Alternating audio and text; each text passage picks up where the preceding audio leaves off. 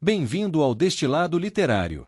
Nesta playlist, vamos explorar o caminho para uma vida mais equilibrada, unindo saúde mental, física e espiritual. Entre reflexões e aprendizados, cada conteúdo será um convite para cuidar de si com mais consciência e leveza.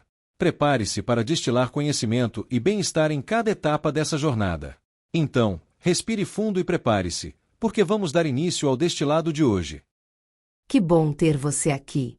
Hoje a gente vai conversar sobre um livro que toca fundo naquilo que muita gente sente, mas nem sempre consegue nomear direito.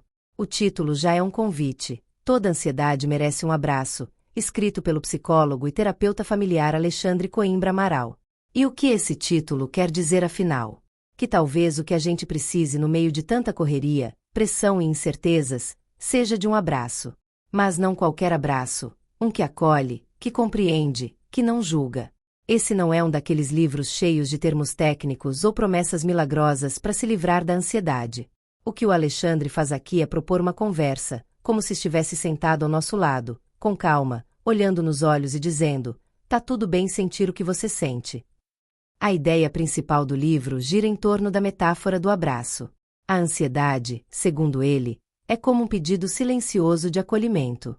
Quando alguém está ansioso, o que essa pessoa muitas vezes mais precisa não é de uma solução imediata, mas de alguém que esteja ali, de verdade, disposto a escutar.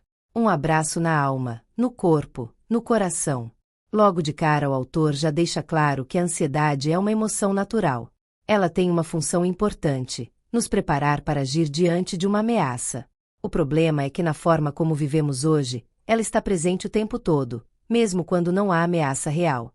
Isso transforma a ansiedade em um peso quase constante. Alexandre propõe que a gente enxergue a ansiedade como um reflexo da nossa cultura atual. Ele usa uma metáfora bem interessante. É como dirigir um carro na neblina. A neblina é a ansiedade, que atrapalha nossa visão do presente, e o destino é o futuro, esse lugar cheio de expectativas, medos e fantasias. A sociedade vive pressionando a gente a ser rápido, eficiente, resiliente, como se houvesse um cronômetro rodando o tempo todo. E nesse processo, perdemos a escuta das nossas emoções mais sinceras. O livro também fala bastante sobre a diferença entre medo e ansiedade. O medo acontece quando o perigo é real e imediato. Já a ansiedade está ligada a algo que ainda não aconteceu, mas que a mente projeta como se fosse acontecer a qualquer momento.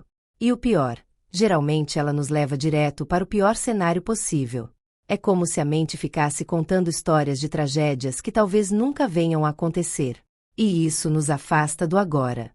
Um ponto muito atual que o livro traz é o papel da tecnologia nessa ansiedade coletiva. Aplicativos de mensagens, como o WhatsApp, criaram uma expectativa de resposta imediata. A gente sente que precisa estar disponível o tempo todo. Se demora a responder, parece descaso. Tudo se torna urgente, mesmo quando não é. E as redes sociais, então? Elas intensificam essa sensação de que estamos sempre perdendo algo, de que a vida dos outros está mais interessante, mais feliz, mais completa. Esse fenômeno tem até nome: FOMO, o medo de ficar de fora. Alexandre também questiona a forma como rotulamos a ansiedade. Muitas vezes, alguém se define apenas como uma pessoa ansiosa, como se isso fosse tudo o que ela é. E não é, somos muito mais complexos do que qualquer diagnóstico. A ansiedade é uma parte, mas não o todo. Reduzir alguém a um rótulo é empobrecer a sua história. Ao longo do livro, ele propõe um outro caminho. Lidar com a ansiedade não passa por se calar ou por se obrigar a parecer bem o tempo todo. É sobre permitir-se sentir, dar nome ao que se passa dentro da gente. É sobre criar espaços seguros onde seja possível desabafar, chorar, respirar fundo, reclamar, ficar em silêncio, e saber que tudo isso faz parte do processo. O autor insiste que o abraço que a ansiedade merece não é um gesto simbólico qualquer.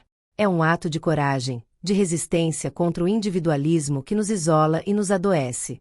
Ele defende que é no vínculo, na troca genuína com o outro, que conseguimos construir um chão mais firme. A ansiedade quer nos empurrar para dentro de cavernas, mas esse abraço nos convida a sair, a voltar para o mundo, a encontrar sentido. E tem mais. O livro também lembra que somos seres sensoriais, feitos para viver no mundo com todos os sentidos. E que reconectar-se com as pequenas coisas pode ser um bálsamo. Sentir o cheiro de um bolo saindo do forno, ouvir uma música que toca o coração, cozinhar algo com calma, abraçar um pet, olhar para o céu. São ações simples, mas que podem nos lembrar que ainda há beleza e leveza possíveis. Em casos mais intensos, o autor é muito claro: não é vergonha buscar ajuda. Psicólogos, psiquiatras e serviços de saúde estão aí para isso. Diagnóstico é algo sério e precisa ser feito com acompanhamento profissional. O que ele propõe no livro é um primeiro passo: trazer a ansiedade para a conversa, tirar esse tema da solidão. No final, ele deixa uma mensagem muito bonita. A ansiedade é o oposto do prazer.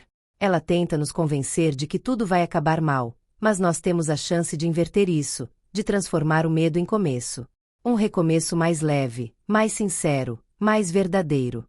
O livro Toda Ansiedade Merece um Abraço é um convite para desacelerar, para olhar para dentro com mais gentileza e para se reconectar com o mundo de um jeito mais humano. É um lembrete de que ninguém precisa enfrentar tudo sozinho e que, sim, todo mundo merece um abraço, especialmente quando mais precisa. Desejo que essa leitura te abrace como uma conversa entre amigos, daquelas que acolhem, não julgam e ajudam a respirar mais fundo.